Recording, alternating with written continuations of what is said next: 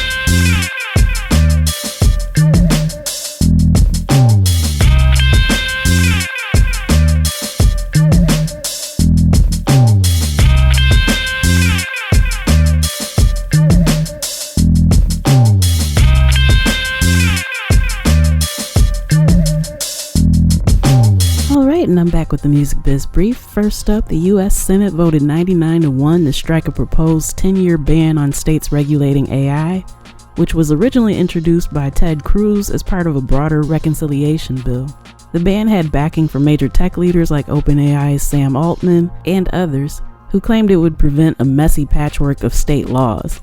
But lawmakers on both sides of the aisle pushed back, warning it would strip states of oversight power and let AI companies operate unchecked. After last-minute negotiations fell through, the provision was removed with near unanimous support. Next, two AI-linked artists are gaining major traction on Spotify, raising fresh questions about transparency and authorship in the streaming era. A mysterious band called Velvet Sundown has racked up over 550,000 monthly listeners in just a few weeks. With no known members, 2 full albums, and what appear to be AI-generated photos. Spotify hasn't commented, but Deezer has flagged some tracks as possibly AI-made. Meanwhile, outlaw country act Aventus has quietly surpassed 1 million listeners. A forensic analysis found that nearly all of his music was generated using AI tools Suno and Refusion. Another artist, The Devil Inside, showed similar patterns. As AI-driven tracks continue to make it on the algorithmic playlists, concerns are growing around attribution, royalties, and whether minimal human input, like writing lyrics, is enough to claim ownership. AI music platforms Suno and Udio are both pushing out new creator tools while facing mounting legal pressure over copyright issues. Suno just acquired WaveTool, a browser-based AI DAW known for stem separation and audio editing features. The tech will power Suno's upcoming editing interface designed to appeal to songwriters and producers. The acquisition was announced shortly after Suno was hit with another copyright lawsuit, this time from country artists Tony Justice and Fifth Wheel Records, adding to the legal heat from major labels. Meanwhile, Udio is also being sued by the majors and Tony Justice, has launched Sessions, a visual editing tool for AI-generated tracks that lets users tweak specific parts of a song by section. It builds on Udio's earlier tools like style matching and fast generation speeds. While both companies are in talks with labels about licensing, they're continuing to develop features aimed at becoming part of artists' workflows, despite concerns they're profiting from copyrighted material without permission. Next, a new startup called Songscription has launched an AI-powered tool that quickly transcribes audio into sheet music, targeting both pros and hobbyists. Users can upload files or paste YouTube links, with the platform generating sheet music, piano rolls, and soon, guitar tabs and full band arrangements. Operating on a freemium model, Songscription positions itself as a tool to speed up music notation, not generate new content, though its ability to transcribe copyrighted material raises legal questions. The company has backing from Reach Capital and is joining Stanford's StartX Accelerator. Also, Soundstripe has launched Soup, an AI-powered search assistant that helps creatives quickly find the right music, sound effects, or video clips for their projects. Users can search using natural language, creative briefs, or even images, and refine results from Soundstripe's catalog of over 50,000 tracks. Designed to work like a virtual music supervisor, Soup aims to simplify the licensing process for creators under tight deadlines. Alright, next in news, Spotify is giving users more control over their Discover Weekly playlists. Now genre buttons like pop, R&B, and funk will appear at the top, letting listeners shape what kinds of music they want more of. The playlist has generated over 100 billion streams, but some users complained about repeated songs and inaccurate genre tagging. Spotify recently updated its recommendation system and is also rolling out new cover art. For indie artists, this is the kind of hands-on personalization that could shift how people find new music and who gets heard. Also, Instagram now lets users hear song previews directly in stories when music is shared from Spotify, a change from the previous link-only format with no audio. The update makes music discovery smoother without leaving the app and follows a similar feature recently added to Instagram Notes. As Instagram builds out music tools to rival TikTok, it's also rolling out new fonts for stories and reels, including a limited time option inspired by a popular artist's handwriting and symbols. Next, Rumblefish, part of the CSAC Music Group, has struck a deal with ByteDance to handle music licensing and royalty services for TikTok and CapCut. The partnership lets music publishers directly license their catalogs to both platforms, with support for multi-territory deals based on rights coverage. Rumblefish will manage everything from linking song and recording data to processing royalties and usage reports. Also, Vinyl Group has secured a $1.5 million revolving credit line from major shareholder Songtradr to help boost sales on its Vinyl.com marketplace during the 2025 holiday season. The two companies also reached an agreement in principle for Vinyl Group to acquire the Vinyl.com domain and settle historical liabilities pending shareholder approval. So this deepens their strategic partnership as Vinyl Group continues expanding with its music-focused portfolio, which includes Vinyl.com, Jaxsta, Vamper, and Vinyl Media. Next up, some Warner Music news. Warner Music Group and Bain Capital have launched a $1.2 billion joint venture to acquire major music catalogs spanning both recorded music and publishing.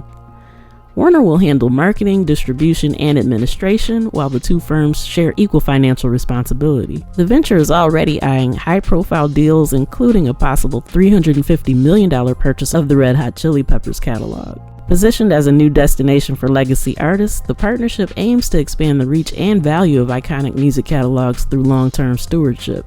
And in the same breath, Warner plans to cut an additional $300 million in annual costs by the end of fiscal 2027, with $170 million saved through layoffs. This is the final phase of CEO Robert Kinkle's restructuring plan, which, combined with earlier cuts, brings total projected savings to over $560 million. While some roles will be eliminated, Warner says the move will help fund growth in A&R, catalog acquisitions, and artist services. Alright, UK licensing body PPL paid out £96.7 million, which is approximately $133 million, to 139,000 performers and recording rights holders in the second quarter of 2025, down 7% from last year's record-breaking quarter. The payout covers public performance and broadcast royalties from 2024, along with revenue from international CMOs in countries like the US, France, and Japan. Over 6,400 recipients received their first PPL payment in this cycle. Since January, PPL has distributed £167.8 million, which is about $230 million, and continues expanding its global reach through new international collections and video licensing via sister company VPL. Also, Sony Music France and Sony Music Publishing France have acquired Lusafrica and its publishing arm, Africa Nostra, home to over 4,000 titles spotlighting Lusophone and African artists. Founded in 1988, Lusafrica helped launch the global career of Cape Verdean icon Cesarea Evora. The catalog includes Evora's full discography and hits from other popular artists with strong followings in the US, France, and Latin America. Sony says the deal strengthens its presence in high-growth markets and aims to introduce this world music legacy to new generations and territories. Alright, and finally, pop music is hitting a summer slump. Unlike last year's flood of breakout hits and defining anthems, 2025 has yet to deliver a standout quote-unquote song of the summer. New tracks from names like Alex Warren and Sabrina Carpenter are topping charts briefly, but failing to actually resonate. Music execs blame a mix of political unrest, overstimulated audiences, and a creative hangover from 2024's pop highs. With fewer fresh releases and listeners leaning into nostalgia, the season's usual soundtrack of carefree group anthems is noticeably missing, leaving a void indie artists might be well positioned to fill. Alright, and that's it for this Music Biz Brief. I'm going to take a quick pause for the cause, and then I'll be back with my special guest, Chris Ivy, right after this. Keep it locked.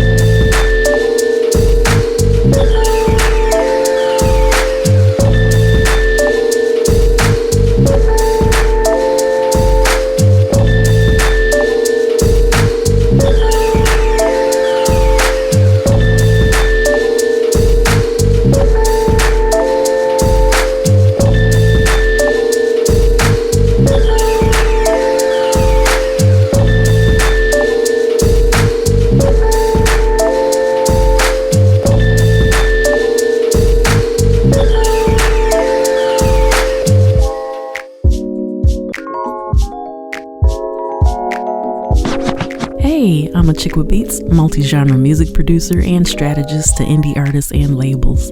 Visit achickwithbeats.com for resources for artists and instrumentals in various genres available for songs, vlogs, blogs, podcasts, themes, TV, film, commercials, and more. Once again, that's achickwithbeats.com. That's ACHICKWITBEATZ.com. Let's make something happen. Hey, thank you so much for tuning in to Instrumental Intel. I'm your host, music producer at Chick with Beats, and I'm thrilled to say that I have in the virtual building with me on the line is Chris Ivy. If you could give everybody a little bit of background as to who you are, where you're from, and how you got involved with music. Okay, well, as a child, I found myself just loving music. Different sounds from New Edition, High Five, H-Town, R. Kelly, and guys like that. So I always had the ability to kind of mimic different voices.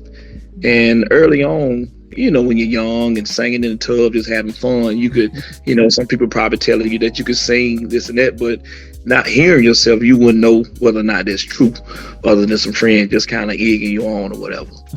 So let's fast forward to many years later. It had been around 2008. I had a friend of mine who wanted to start a band, and I always did want to sing, but a band probably wasn't my first choice. But at that point, I said I really didn't have much of a choice, so I decided to go along with it. We rehearsed probably about a couple weeks, and for whatever reason, I just wasn't feeling it. Deep down, I kind of wanted to do my own thing, and I guess I didn't know how to say it. So I kind of fell off for a minute and came back maybe 6 months later. And at this time, they wasn't really doing the band thing again. My friend had opened up a recording studio. And during that time, they were recording this young guy. It was a rap track. And I got a chance to talk to the producer after everything was over. We chopped it up. I actually had to take him home that night. So when we was on our way home, we would just started talking about music, and he was asking me some of my favorite artists, and at that time, H-Town was my favorite group, and I very, very much love Dino's, the lead singer's voice. Yeah. And he heard me hit a note, "Give me some good love."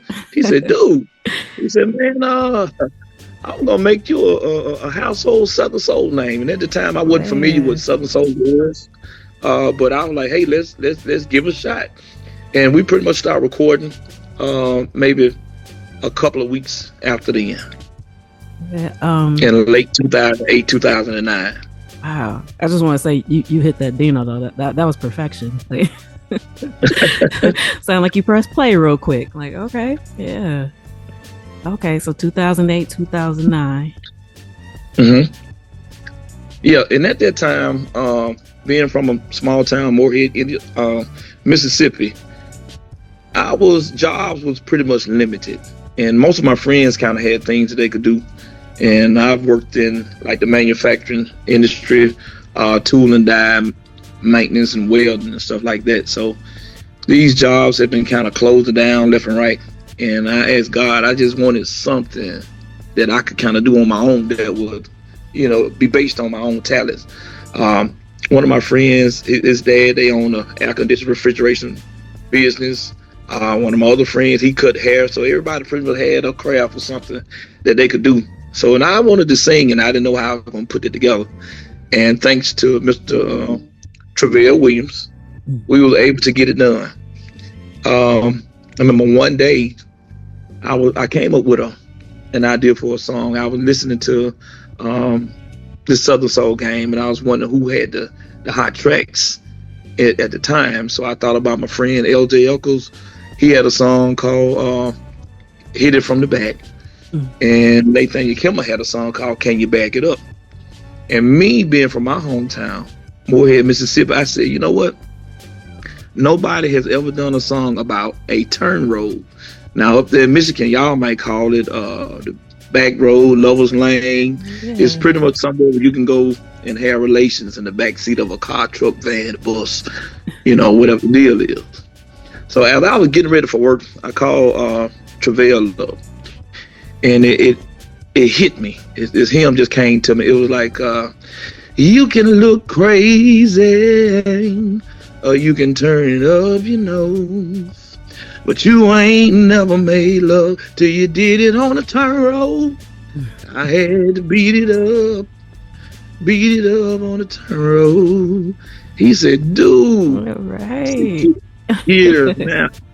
And he happened to put a track with it, and that pretty much got my feet wet in the Southern Soul industry. Wow. Okay. I kind of got to back up a little bit. So when you mentioned like some of your favorites and how when he said, okay, I got to put you up on this game, you like, I see how I fit in. How, right. I guess, how can I say this? From what you've grown up listening to him proposing that to you, how quickly would you say the turnaround was? Like before you were like, yeah, no, okay. Now I know what you're talking about. Definitely, I got this. Right.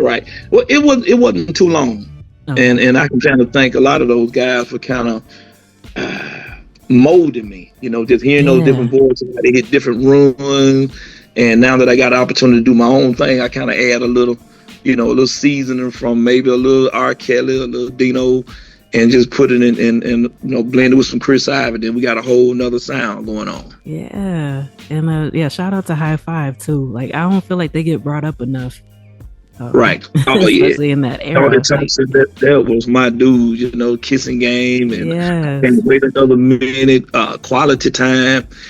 And it was years of me. My mom gave me an old minivan.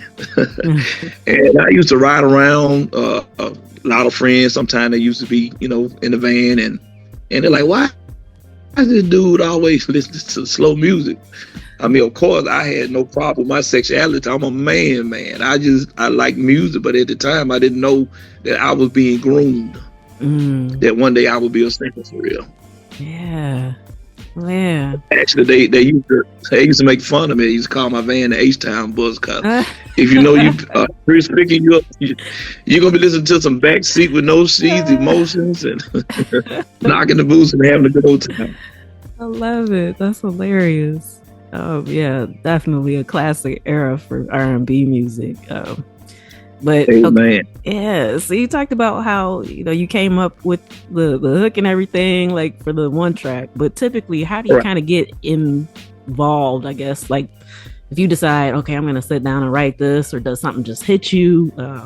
You have to have different. Since I've been doing it now, Travell mostly did most of the writing.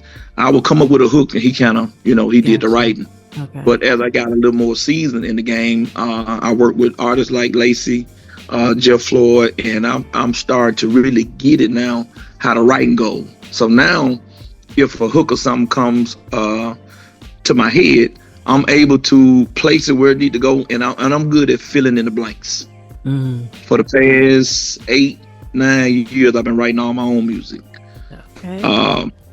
My last one is called, I just dropped it about a month ago. It's called The Whiskey Made Me Do It. Now, most people would probably say whiskey, but my brother, when he get a little tipsy, he can't say whiskey. So I kind of made fun of him a little bit. He's saying whiskey. The whiskey made me do it. Boy, that whiskey is hitting good, bro, Yeah. So I came up with that, it was like, the whiskey made me do it. I slept in my truck, baby, all night long. The whistle made me do it. I put my number in your best friend's phone. The whistle made me do it. Tiptoe in the door like 6 in the morning. The whistle made me do it. The whistle made me do it. So it's just kind of like telling a little story. I love the storytelling style of writing. Yeah, and it's interesting that you explained that, because that was actually going to be my next question once you were talking about writing and everything. So Fabian, shout out to him. He sent me that track when he was telling me about you. And really? That's the first thing that caught my attention. I'm like, wait, this don't say whiskey. Now that I would have been expecting. So, it automatically kind of drew me in. Like, all right, let me hear this and how it flow. And so, yeah, like the storytelling, I think, is one of my favorite things about it. Of course, you're singing your heart out. wonderful track, great beat, like everything just kind of gels. But yeah, like you painting a picture the entire time, and it's like, okay, I'm kind of visualizing everything that you're saying. So yeah, really dope job. And so, like in order to kind of crank that stuff out, what do you do to kind of set the mood each time that you sit down to write? Well, honestly, I'll probably get me a little sip of some vodka, and once I'm in that mode, I get very blessed to be in the opportunity to be doing this, and I was once a fan, and I kind of know what the listeners are looking for, and I just plan on not disappointing. So music to me, especially with writing and performing, it is a feel. Mm. And from when I first started, I was just, I wouldn't say I was afraid of, I just call it being green. I was just singing. But now, at where I'm at in my career, I want to try to capture that feel. I want that feel to come through the radio waves instead of just a good voice. I want the soul and everything just to pour out and try to get the people that way. Okay. So yeah, the truth serum helps a little bit. What is it? I think that's Ernest Hemingway, write drunk and edit sober. But yeah, so I get it. Like kind of helps loosen you up so that way you can just let it flow the way it is. Yeah. Yeah, because usually when I'm not doing music, we sit around and play dominoes and spades and all that stuff. So that true serum, it really is kind of like all purpose. Yeah, that's a great way to put it. Right. Yeah. Well, I do have an alter ego. So my name is Chris Ivy, but most of my friends know me as Ivy. So okay. When Ivy, yeah. I was like, I feel like there's a story there. Go ahead. Yeah. Well, it came pretty much because my name is spelled Ivy, I-V-Y. And for the most part, I don't know why people used to seem like this guy don't know how to spell his name. They will always include a O-R. It'll be Ivory. I've been I-V-E-Y. I've been Chris Ivan. And oh, wow. Lord have mercy. I'm like, you call and book me for a show. My Facebook page, IG, TikTok, all that says Chris I-V-Y. But when you put me on the flyer, you can put an O and an R. Coming, it was so agitating. Yeah. So that's why IV just came. Look, it's just they said call me IVY, or some just call me IV, and just let's be through with it. Gotcha, man. That is so frustrating, especially like you said on the flyer. And it's like, right. Okay, well, I want to share this with people, but not with it spelled like that, please. Thank you. But please get my name right, cause yes. Okay, so let's talk about that from the time that you recognize, okay, I'm on to something, and from the first track that the very first one that you ever put out compared to where you are today. What are some of the major changes that you've seen happen within the industry? Well, social media has helped the game a whole lot. TikTok and all those things, they wasn't really as popular back in 2009, 2010, and you would mostly have to rely a lot on radio. Which radio I think is the best, but you still can get a lot of fans and listeners through social media now. The leg was much harder, but now you can just upload a track and hey, it becomes viral, and it's just like this young guy that just came out, 803 Fresh. He come out with a song called Boots on the Ground, and Lord have mercy, it's everywhere. I mean, everywhere. Beyonce singing it at one of her shows. I'm like, dude, you really, for this genre not to be really recognized, Southern Soul, I know blues is recognized, but not Southern Soul, what they call it, but to have people like Beyonce and Fantasia, coming out singing that track, at their show, it's huge. And also the young man got blessed to perform at, I think, the BET Awards and the halftime of the NBA Finals. So but yeah, that's the difference. Back then, we got all the social media and stuff like that, and it makes the process so faster. Yeah, which paradoxically can times make things even harder. Because it's like, you know what I mean? Now that it's so easy for everybody to get visible, it's like you kind of fighting for views and stuff these days. But that's true. Yeah, I mean, that's one of the major changes I've seen, at least since I've been doing this. And, you know, I'm kind of grateful for a lot of times people bring up like the transition from analog to digital. And I have so much respect from those who had to start like with the analog era. Because, yeah, I don't know, I can't say for certain that I'd be doing it today if I still had to do stuff that way. But yeah, like, Right. but yeah, definitely the access has changed tremendously. And so with that, like you've even mentioned that you've had some collaborations with, you know, some great people.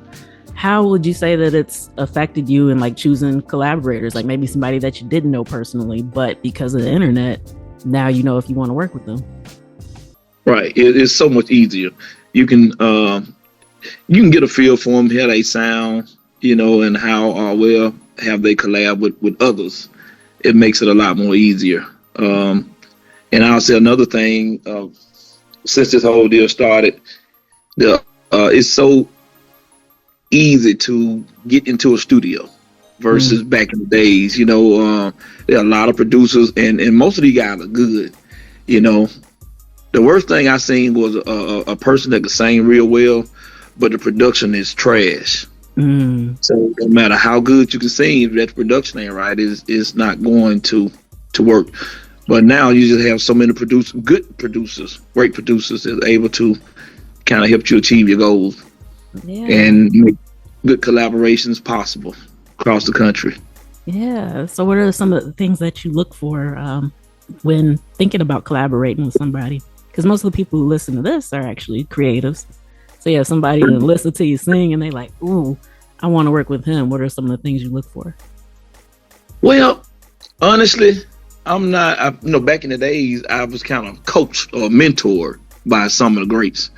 And I just always wanted to pull my own weight. I don't have nothing against collaborating, but I seen how that could kind of,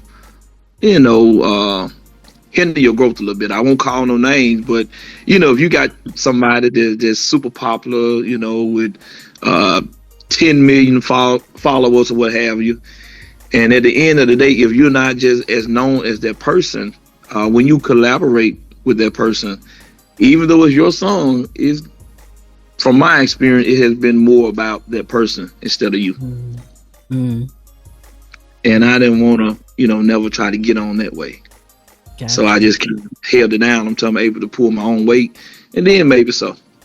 Okay. What about somebody that doesn't have a bunch of followers? Maybe they just kind of starting off. Maybe y'all kind of parallel as far as that goes. What would it take for you to consider working with them? Oh, I don't mind helping anybody. I mean, if they would like to, or want to reach out, I wouldn't mind. Okay. A lot of times, sometimes people are like, okay, well, you just can't have no attitude. But I know when you mention pulling your weight, that's something that not every artist kind of understands how that works, especially when you're trying to be creative. And then sometimes you have people who have, maybe like the more business-minded approach of it. Because I know I've been in situations like that to where it's something that you could probably tweak later on, but when it comes into the vibe session too quickly, it can kind of shut everything down. Because instead of actually creating the art, now you're worrying about how to sell it before you even finish making it. Yeah. So, like, do you have any advice to anybody trying to avoid those types of pitfalls and just keep the creativity flowing? Yeah, I would just say a lot of the stuff most people get into the what's trending, and I've always just tried to just let it come from your heart. Just try to stay true to yourself, and maybe it might not be hitting today, but in the next year or so it might. You know what I mean? I don't just what they call it, monkey see, monkey do. Just stay true. Just stay true and do you. Yeah. If you've seen like some of the catalogs and stuff deals that have been going on over the last few years, most of those have been from like legacy artists. So I mean, not to say that there's anything wrong with trends, but yeah, it's like that's where people are kind of banking their money. Like, okay, I might like this song today, but 10 years from now, I could probably make more money off of this because You hear it in a Citibank commercial. Like, what's the I can't think of the credit card company, but the one playing Lil Kim. I'm like, I never would have imagined hearing Lil Kim music from the early 2000s in like a major commercial like that today. So yeah, like we're seeing an investment in stuff that's kind of got some staying power. Yeah. So yeah, I know it's kind of easy to want to chase trends, but yeah, if it has more impact if it's something that you actually feeling and not something that you mimicking. Yeah. I even had a few suggestions about me coming out with a cowboy hats on and all that. I don't have nothing against it, but honestly, I'm sick of seeing cowboy. You know what I mean? Yeah. We could be country without, there's different levels of country. Some people like to, the outdoors and ride four-wheelers, horses. I mean, it's fine. My kind of country might be kicked back with the grill out and we sitting around, with family talking noise around the spade table and domino table. That's my form of country. Yeah, I love it. It's different ways to be country. Just like the Black experience, right? Like, yeah, there's nuances. There's many layers to it. It's not a one size fits all type deal. Right. And I seen somebody else put on a cowboy hat, and I mean, it wasn't even, it wasn't necessary. And I'm like, a great artist, like, what are you doing, bro? Right. Yeah. I feel like a lot of people kind of have those moments where they're not really thinking it through or how they'll feel about it, later on down the road. But like you say, it's about being true to your version of what that is and what that means to you. And so, yeah, it's been great to hear your story and kind of how you got to where you are, if you could, without giving too much, not asking you to divulge any secrets, but kind of what we can expect in the pipeline for you. Okay. Well, I'm working on a lot of stuff. You can be looking forward to more up-tempo driving tracks, something like the Whiskey. It's just a start of it. You know what I mean? So I want to just keep the people up and having a good time. And now I do know how to slow it down a little bit too, so I might have to sing you some of that other stuff that you can bump a little later on too. But just for now, the next upcoming 6 months, we're working on a project with a friend of mine, Big Yayo. He helped produce the last track that Whistler made me do it. So we're gonna try to keep the people partying for the remainder of the summer. Okay, and I think definitely in this particular era, I mean, summertime's always been cool for feel good vibes, but especially this year, I feel like people need it now more than ever. So right. You're doing some important work, let me say that. And yeah, I mean, anytime you got some more stuff coming out that you kind of want to promote, let me know. It'd be great to have you back on. I'm hoping this is just part one of many more to come. But yeah, before we go ahead and get ready to kind of shut everything down, I want to make sure everybody knows where they can follow you, find your music, all that good stuff. And if you want to give any shout outs at this time, you can do it too. Okay.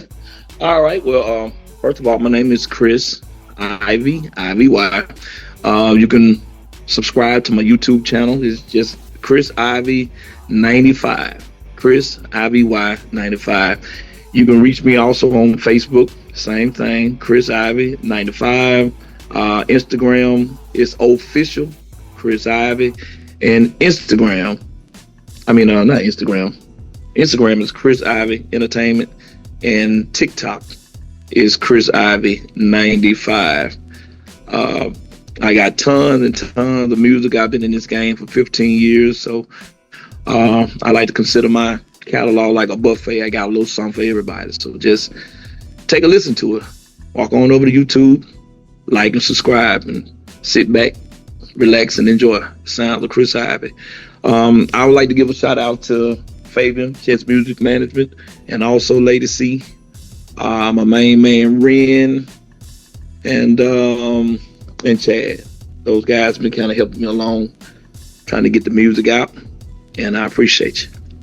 Right. Since you have your people that you shouted out, do you have any advice for listeners who might be kind of struggling and how to find the circle that will support them and help uplift them like you have. Okay. Well, I would say number one is always put the good Lord first. With that way, you can never go wrong. You know, like I said, I'd had my ups and downs, and seemed like things could have happened a little faster, but you know, it's all in God's time, and so you just have to stay true and stay grounded, and it'll happen. Just don't give up. Right. And I always stay ready. Excellent advice. Thank you so much, and I'm looking forward to having you back again sometime soon. That's right. Part 2 coming soon, baby. Let's go. All right, and that's a wrap for this episode of Instrumental Intel. I've been your host, music producer, Chick with Beats. And once again, I want to thank you for tuning in. I want to thank my special guest, Chris Ivy, for coming through and sharing his story and experience with us. And of course, I'd love to thank my home station, Grander Radio, out of Grand Rapids, Michigan. Make sure that you come back next week. I got more goodness lined up for you. So till next time, you know where to find me. Tune in, tell a friend, and I'll see you then. Peace.